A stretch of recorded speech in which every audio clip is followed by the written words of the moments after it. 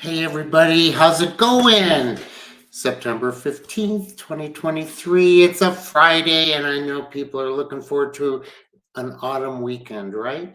I'm in Colorado. This is the first weekend we get to go up into the mountains and see the wonderful aspens turning golden, and you see these golden veins through the mountains. Amazing.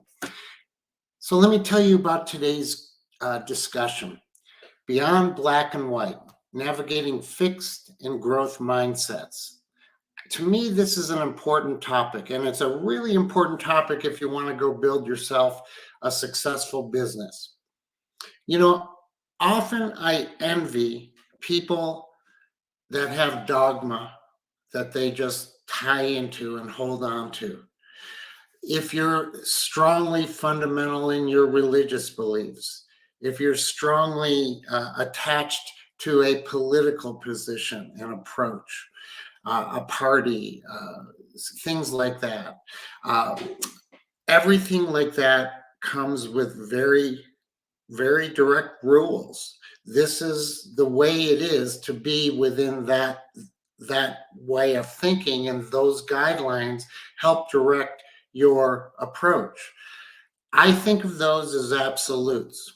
So in business, if you're of any type of thinker, you get into business and you have your beliefs. And hey, I have spoken before about the idea that you need to know what you believe in. Because if you don't know what you believe in, how do you make decisions? If you don't have something to make that decision off of, to bounce off of.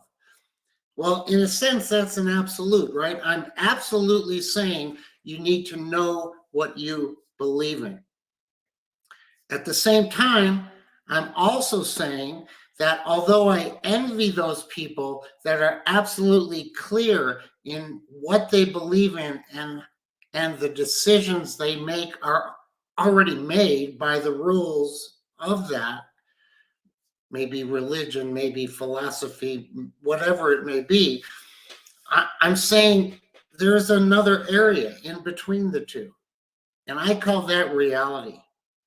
And we build organizations and we manage business and we try to get to our dream based upon our reality, while knowing that there is a structure that has to be followed, which are somewhat what I call the conventions of business. But at the same time, within all of this, there are these what I'll just refer to as gray areas that challenge you. They challenge you to decide who you are and what you are. So let me give you some experience. When I build a business, one of the basic premises that I am absolute in my belief is that I want to meet whatever promise I have made to my market, to my customer. It's critical to me that I do that I build an organization that can do that. That to me is an absolute. But getting there requires a lot of decisions that challenge the premise and the absolute that I want to get to. So, am I always unhappy when I fail? Am I happy enough just because I'm on the journey to get to it? You know, there are rarely months that go by in my business where I haven't let an employee down, where I haven't let a customer down, even whether it's because of my own behavior, my organization's behavior, the hard work that we've done and it didn't pay off and it didn't meet the promise that we made. And when I'm in that position, it's very tough for me to embrace that, to feel okay about it, because I have this absolute that I'm always going to meet promises that I make, knowing that I fail. So my gray area thinking, I guess, is what I would say, is that And this is the piece that keeps me going, which is, yes, I have an absolute, but life is a continuum.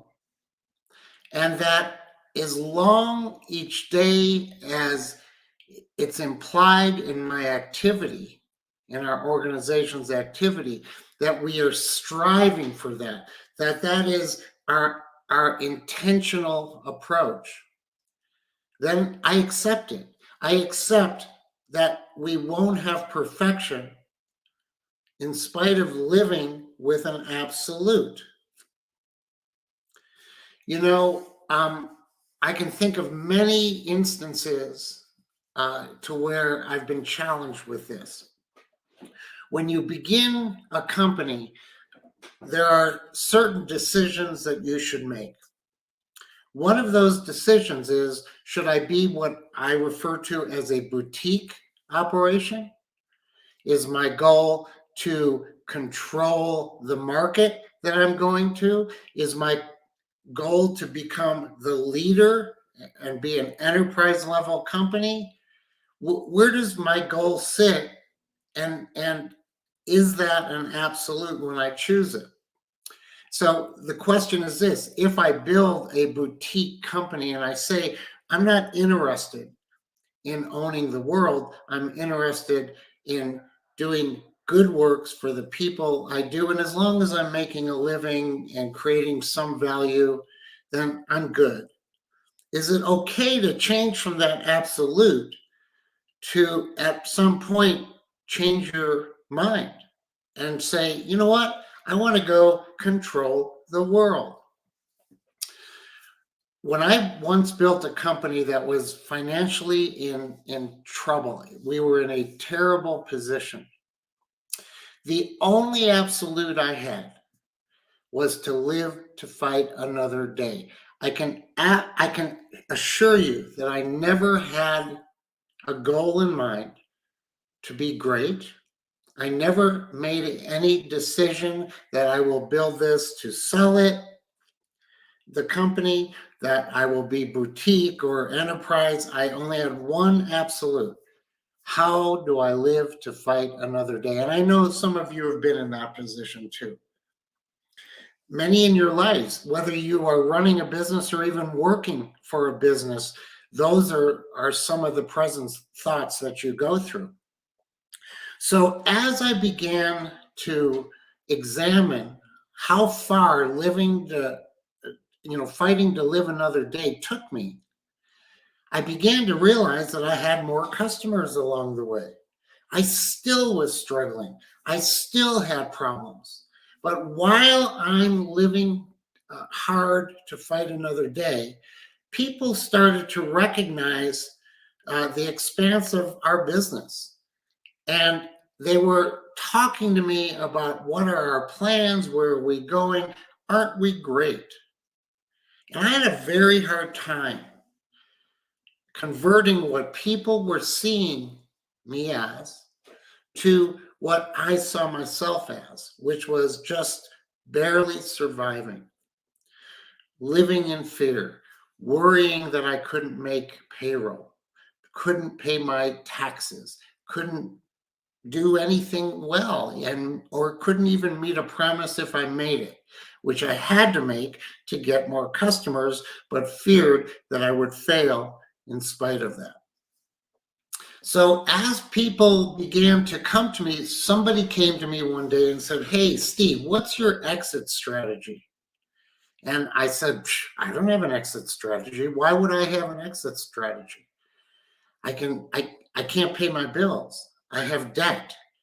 I'm not making money. How can I have an exit strategy? And he said, Steve, an absolute in business is everybody must have an exit strategy. If you don't build your business for exit, you're going to miss your window of optimizing the financial value that you face. And I absolutely said, I don't build a business that way. And he said, absolutely, that's a mistake. So I began to continue to work to live to fight another day. And we continued to grow, and more people began to recognize our success, except for me. And this kept weighing on me. What is my exit strategy? What I cannot wait to get to a point to where I have one. But I have to get to that point. I have to feel successful myself. My absolute rule was I cannot think about an exit strategy until I have a feeling that we're worth buying, worth selling, reasonable in my way of thinking. Well, what happened exactly the way the guy said. The first window that appeared to where we could sell our company went right over my head. I missed it, and literally missed tens of millions of dollars that I just couldn't see it. I didn't feel we were there yet. It wasn't that I was specifically heading to a target. It's one situation where I took an absolute that I was told is a necessary ingredient, and I didn't do it. Another being, as I refer to, am I going to be a boutique company, a growth company? What exactly am I going to be? And, I ponder this all the time. Today I ponder it too. I don't always know what my rules of engagement are. What I do know is what I believe in. So I take what I believe in, and every time I face a situation, I match what I believe in with the long-term place I want to get to. And I take within that the strategies that we have built. And what I do with those strategies is I allow those to change. I am sure of what I believe in. I am sure of where I want to get to. But within it, the strategies that I run my business with, I give some flexibility to. Because if I am so adamant about everything I put in place as the only way to do it, the absolute way to do it, I cannot be successful. You cannot be successful. Most of you will face moments where you're going to be challenged by what you're doing not working. And within the context of that, if you stay with what you have, if you're absolutely believe in your fundamentals and you never change, you're reducing the percentage of opportunities that you have to use change as a fundamental way to evolve and to improve. So with that, look, does not have to be a long conversation today, but it's important to take this away from it. And I'll repeat it. I've just said it. Take it one last time. Do know what you believe in. Think it through. Write it down. Have a sense of what your guidelines are, your fundamentals. Know it. Believe in what you believe in. Separate from that, decide where you want your business to be. How do you get there? Is a different discussion. How you get there is your strategy, and how you get there can change. Follow your strategy, make your strategy based on things you believe in with the opportunity to get to where you're going, but recognize that that whole layer should always have some flexibility to it. So with that, look, I'm going to let you go. It's a short 15-minute today. I'm really looking forward to the future in talking about some of the deeper things that we need to think about in business. Today I was speaking with my producer, and I'm going to bring a guest onto this show where we can talk about our anxieties and our insecurities and how they help us get to be where we want to go and to be better at it. So with that, you all have a good weekend. Thanks for listening, and I hope that you enjoy the fall like I'm going to. Take care. Bye.